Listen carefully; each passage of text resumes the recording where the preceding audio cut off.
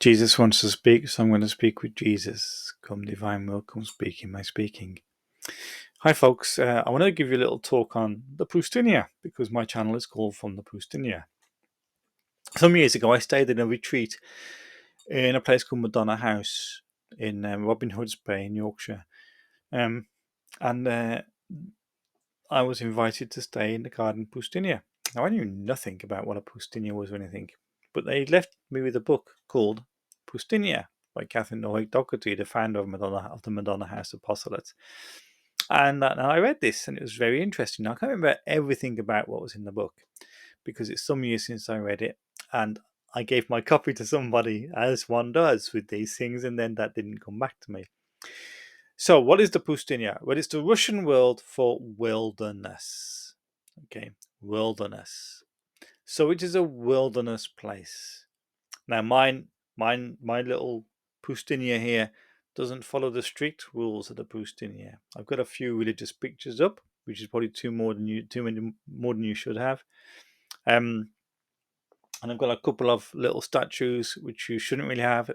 You should just have a cross, a Bible, a bed, a place to make a coffee, or some bread. So it's a place of fasting, penance, solitude, and silence.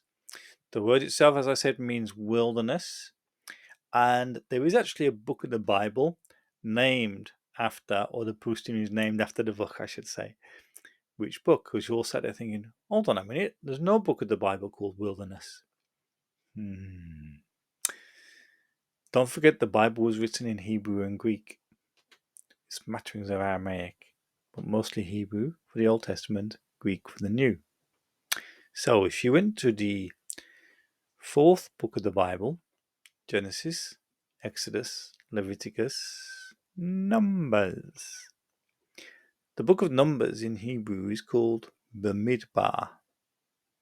And all the books of the Bible, certainly the Torah, the books of the Bible in Hebrew, are named after the opening words. Bamidbar is the first words, as it were, of the fourth book of the Jewish Bible. Bamidbar translates as in the wilderness or in the Poustinia. And the actual first line goes like this. Not the whole line, but close enough. In the wilderness, God spoke. In the Poustinia, God spoke. See, although I've got my laptop here and I'm recording this, and although occasionally I've got to have my mobile in here for various reasons, similar to having the reason I've got my laptop in here, this is the place of silence and solitude. There's no one else here. There's no distractions. And when I come here to spend some time here just to ponder the writings of Luisa Picaretta, though most of the time when I come here it's actually just to sit in silence, to gaze at one of the images, the cross, the statue, just to be in God's presence. That's all I'm here for most of the time. Then that's when God can speak to the soul, because his voice needs to be heard in deep, deep silence, deep in the interior wilderness of the soul. This is why I call my channel From the Poustinia, because the teachings flow from the Poustinia of the heart. The teachings flow from here, where God is. So I ponder the mysteries that God reveals to us. I spend time in silence. And then when it comes to going out or proclaiming something over the internet, the teaching comes from the Poustinia, which is why I've called my channel From the Poustinia. So I hope that explains to you a little bit about the nature of the Poustinia. Oh, one more thing. It does come from Russia, Holy Russia. The Poustinians were there centuries ago. And they were little wooden huts out in the forests.